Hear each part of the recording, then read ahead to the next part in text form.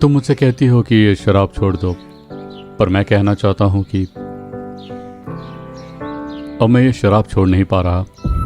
मैंने इसे छोड़ने की बहुत कोशिश की, लेकिन ये आदत अब मुझसे छूट नहीं रही है। बेटे बेटी, आज क्या तुम मेरे पास आओगे? मैं तुमसे प्रेम करता हूँ। मैंने तुम्हारे लिए लहू बहाया है, तुम्हारे लिए मैंने अपनी जान दी है, तुम्हारे लिए मैंने अपना पूरा जीवन दे दिया है। आज मैं तुम्हें ढूंढ कर आया हूँ। इन वचनों के द्वारा प्रभु यीशु आपको ढूंढ कर आ रहे हैं, आपके हाथों को पकड़कर आपका मार्गदर्शन करने के लिए, आखिर तक आपको चलाने के लिए परमेश्वर आपको बुला रहे हैं।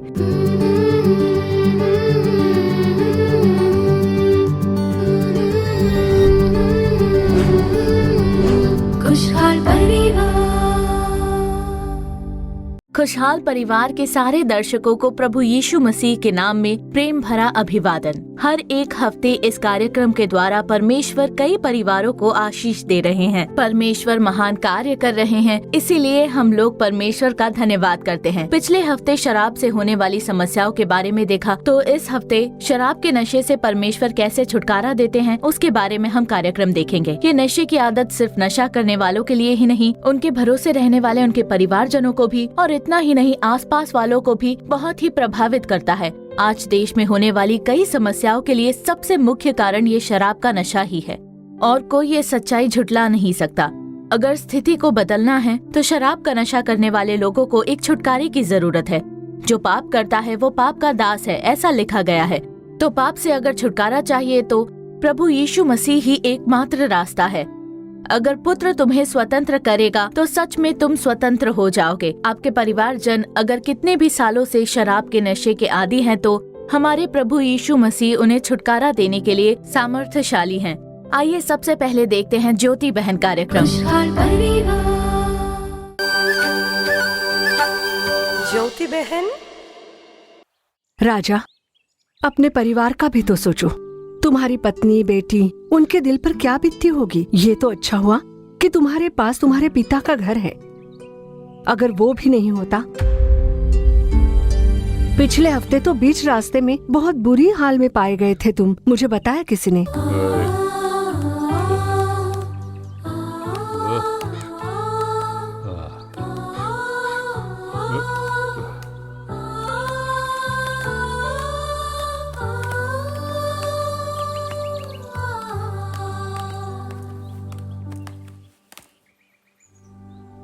हाँ, तुम्हारी बेटी तो तुम्हारे पास आने से भी डरती है। देखा, इस शराब ने तुम्हारा क्या हाल बना दिया राजा। चलता हूँ मैं। राजा,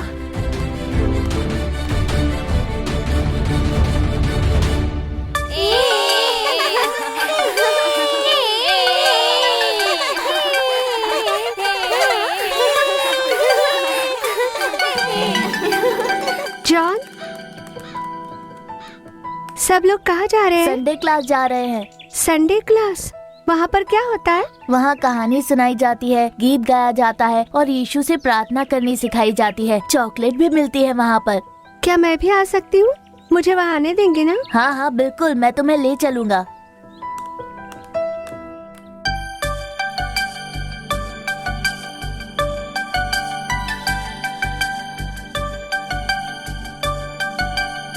बच्चों, तुम लोगों को जो कुछ भी चाहिए उसे प्रभु यीशु से मांगोगे तो यीशु जरूर देंगे, ठीक है? जॉन, अगर यीशु से हम कुछ भी मांगेंगे तो क्या वो देंगे? हाँ, बिल्कुल देंगे। तुम्हें जो चाहिए वो देंगे। उन्हें तो छोटे बच्चों की प्रार्थना बहुत पसंद है। मेरे पिताजी बहुत शराब पीते हैं जॉन। मेरे माँ को वो बहुत पिटा करते हैं। मैंने अगर यीशु से प्रार्थना की तो क्या वो मेरे पिताजी को बदल देंगे? हाँ हाँ बिल्कुल, तुम प्रार्थना करके तो देखो, प्रभु यीशु जरूर चमत्कार करेंगे। तो क्या उसने प्रार्थना की? हाँ, तो 1 या 2 दिन नहीं, उसने 1 महीने प्रार्थना की।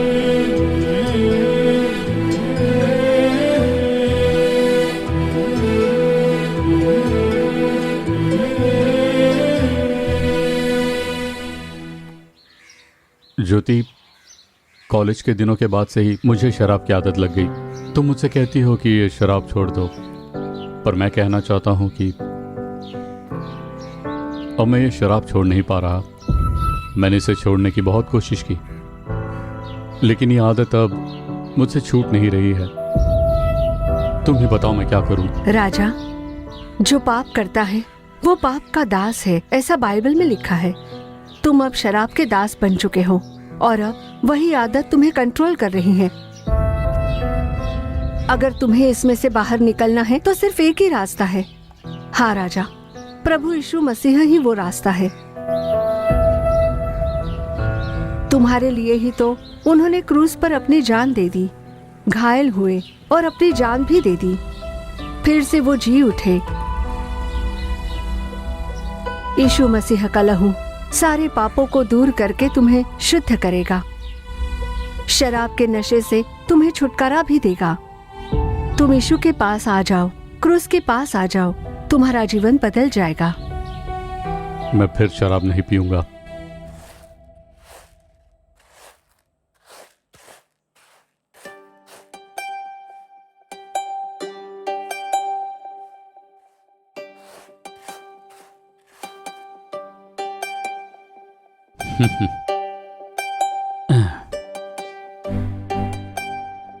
क्या सोच रही हो?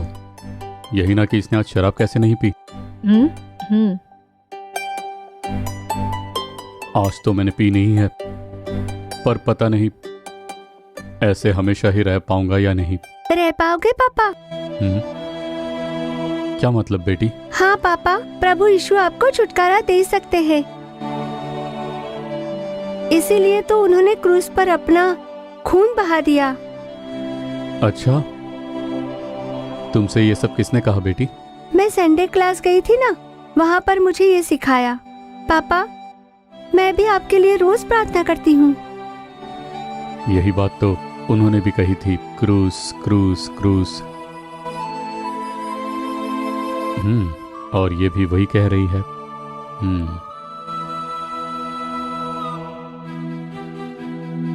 मैं सोने जा रहा हूँ। लेकिन खाना तो खा लीजिए, खाना तैयार है। मेरा मन नहीं कर रहा, मैं सोने जा रहा हूँ।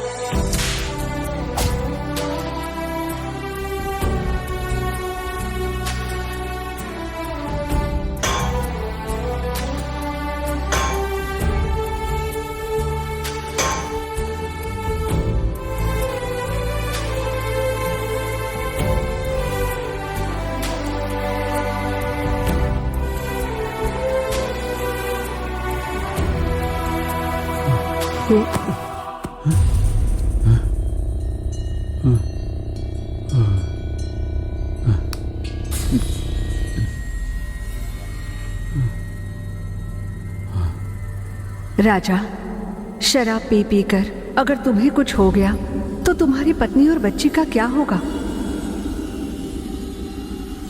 पापा, प्रभु यीशु मसीह का लहू सारे पापों को दूर कर देता है।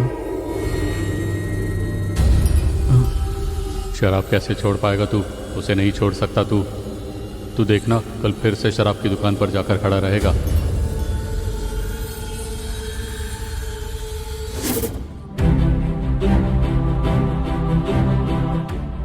डर मत, क्योंकि मैं तेरे संग हूं। मैंने क्रूस पर जो तेरे लिए लहू बहाया है वो तेरे पापों को क्षमा करता है। क्रूस के पास आ जाओ।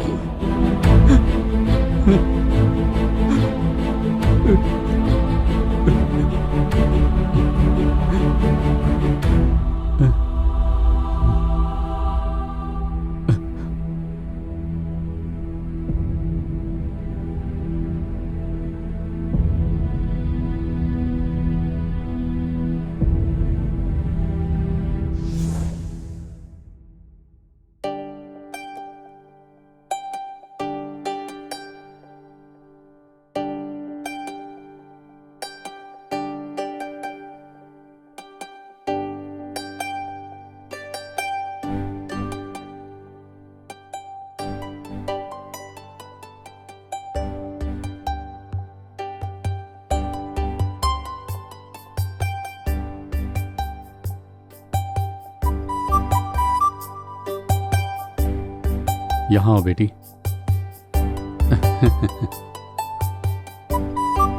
देखो बेटी, मैं अब फिर से शराब नहीं पीऊंगा।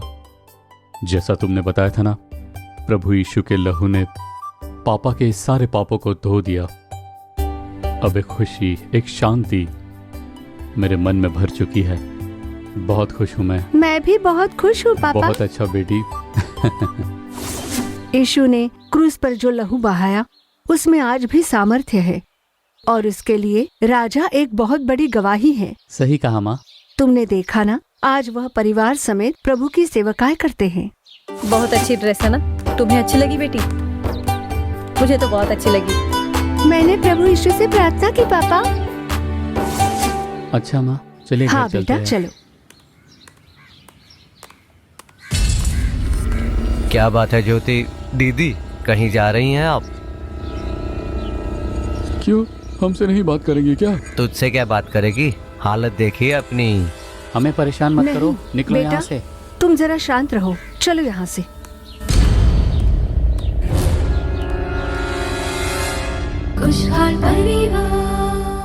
तो ज्योति बहन, कार्यक्रम देखा आपने? कैसा लगा आपको? आप लोगों ने देखा होगा कि कैसे शराब एक परिवार को प्रभावित करता है। हो सकता है आप में से भी किसी के परिवार में उनका परिवार का सदस्य शराब के नशे का आदी है, तो उसके लिए आप निराश मत होइए, बिल्कुल चिंता न करें। आगे बहन अनीता बानू आपके जीवन में आशीष के लिए परमेश्वर का संदेश देकर प्रार्थना करेंगी। प्रार्थना के साथ ये संदेश सुनिए, आप लोग भी आशीष पा लीजिए।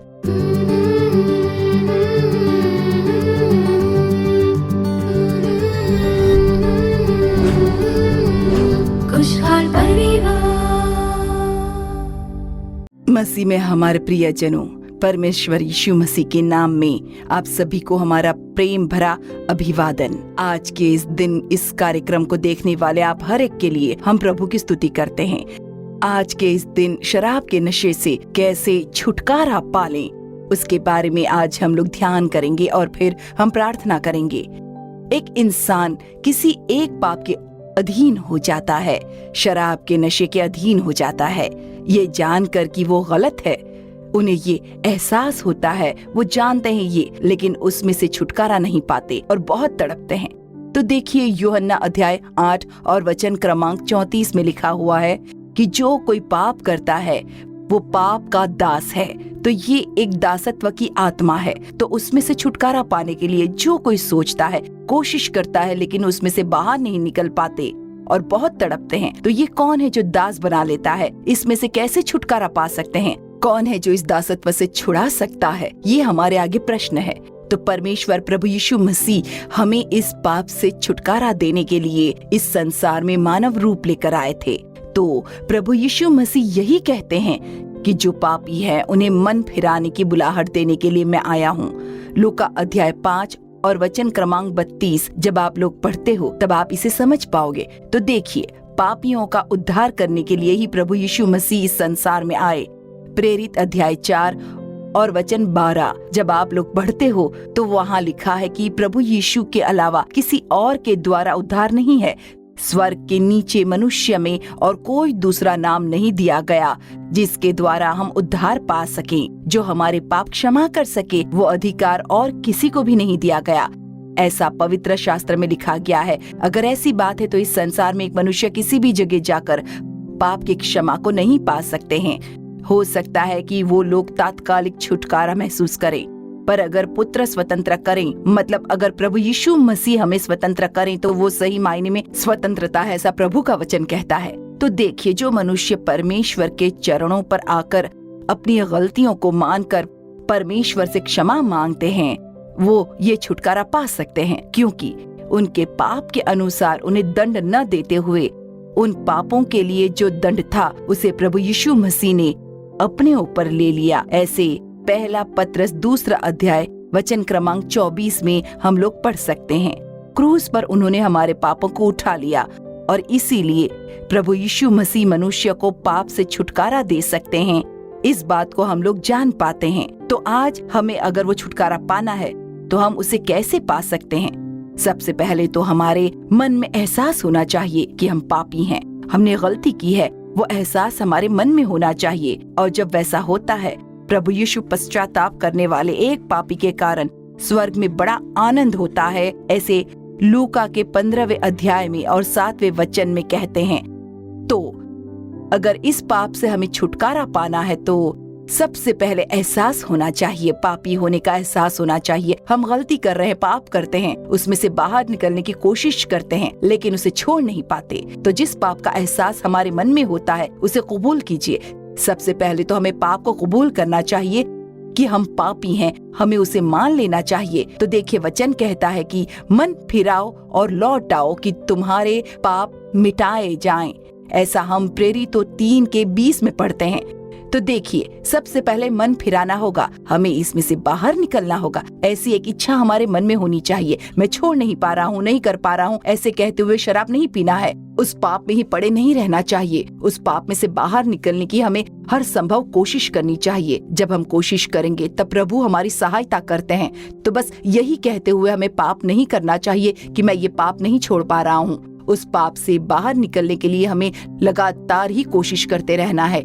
तो वचन हमें क्या सिखाता है कि जब आप मन फिराते हो, मतलब हम जो कर रहे हैं वो पाप है, ऐसा हम मन में कबूल करें कि हम पापी हैं, हम गलत कर रहे हैं, ये एहसास होता है तो हमें उससे बाहर निकलने की कोशिश करनी चाहिए। दूसरी बात, हमें पाप को स्वीकार करना है। नीति वचन अध्याय 28 और वचन क्रमांक 13 जब हम पढ़ते हैं, जो अपने अपराध छुपाता है उसके कार्य सफल नहीं होते, पर जो उसे मान लेता है और छोड़ देता है उस पर दया की जाएगी।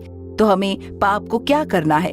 क्रूस के पास में आकर, प्रभु के चरणों पर आकर कहिए, प्रभु मैं पापी हूँ, मुझे इस पाप से एक छुटकारा दीजिए। ऐसी प्रभु से प्रार्थना करनी होगी, उसे कबूल करना होगा, स्वीकार करना होगा। हमें उस पाप में ही पड़े नहीं रहना है। जब हम प्रभु के सामने अपने पाप को अंगीकार करते हैं, उस पाप को कबूल करते ही प्रभु परमेश्वर हम पर अवश्य दया करेंगे। तो पाप को कबूल कीजिए। देखिए जब हम हमारे पाप को कबूल करते हैं तो हमारे पाप को क्षमा करके, हमें शुद्ध करके, हर एक पाप से दूर करके हमें शुद्ध करने के लिए वो बिल्कुल विश्वास योग्य और धर्मी है। ऐसा हम लोग बाइबल में 1 यूहन्ना 1 अध्याय और वचन क्रमांक 9 में पढ़ते हैं। जब हम पाप को स्वीकार करते हैं तो हमारे सारे पाप और अधर्म को क्षमा करके हम उन्हें स्वीकार करने के लिए वो बहुत ही इच्छुक हैं। तो इसीलिए सबसे पहले हमें पाप को अंगीकार करना होगा। जो पाप को स्वीकार करके छोड़ देता है उस पर ही दया की जाएगी। तो अपने पाप को आप कबूल कीजिए, फिर उसे छोड़ दीजिए। तो जैसे वचन कहता है कि मैं तेरे विरुद्ध पाप न करूं, इसलिए तेरे वचन को मैंने अपने हृदय में थामे रखा। तो पाप को छोड़ दीजिए, तभी आप परमेश्वर की दया पा सकते हो। तो अगर हमें पाप रहित रहना है तो परमेश्वर की प्रतिज्ञाएं, प्रभु के वचनों के अनुसार आज्ञाकारी बनते हुए, जैसे वचन कहता है कि मैं तेरे विरुद्ध पाप न कर सकूं, इसीलिए तेरी प्रतिज्ञा मेरे हृदय में है, उसके अनुसार हमें प्रभु का वचन सुनना होगा। प्रभु के वचन के प्रति आज्ञाकारी बन जाएं। प्रभु के दिखाए मार्ग पर हमें चलना होगा, यीशु के दिखाए मार्ग पर चलना होगा। वो प्यास और वो इच्छा जब हमारे मन में होती है तो परमेश्वर इस पाप से छुटकारा देने के लिए सामर्थ्यशाली है। अगला, जब हम देखते हैं कि प्रभु यीशु का लहू हमें सारे पाप से दूर करके शुद्ध करता है, ऐसे प्रभु का वचन कहता है।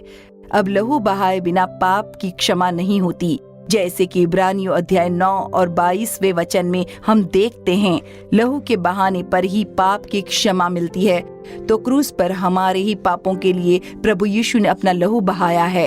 1 यूहन्ना अध्याय 1 और वचन क्रमांक 7 में हम पढ़ते हैं, तो प्रभु यीशु मसीह का लहू ही एक मनुष्य के पाप को धोकर शुद्ध करने में सामर्थ्यशाली है। तो जब कोई मनुष्य प्रभु यीशु के चरणों पर आकर कहता है कि हे प्रभु यीशु, मेरे पाप को धोकर शुद्ध कर दीजिए, तब प्रभु यीशु मसीह का लहू, हम कितने ही बड़े पापी क्यों न हो, कितने ही बड़े पाप क्यों न किए हों हमने, अगर हम सालों साल शराब के नशे में रहे तो भी उस शराब के नशे के कारण हम लोग अन्य कितने सारे पापों में पड़ गए होंगे, पर उनमें से छुटकारा देने के लिए मात्र प्रभु यीशु मसीह सामर्थ्यशाली और विश्वास योग्य हैं। हम कितने भी बड़े पापी क्यों न हो, उनके लहू से वो तुरंत हमें धोकर शुद्ध कर देते हैं, हमें पवित्र बना देते हैं और एक नई सृष्टि में बदल देते हैं।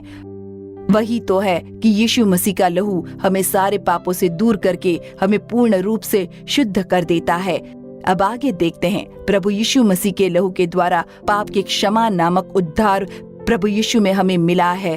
तो प्रभु यीशु मसीह में ही ये पाप के क्षमा का उद्धार हमें प्राप्त होता है।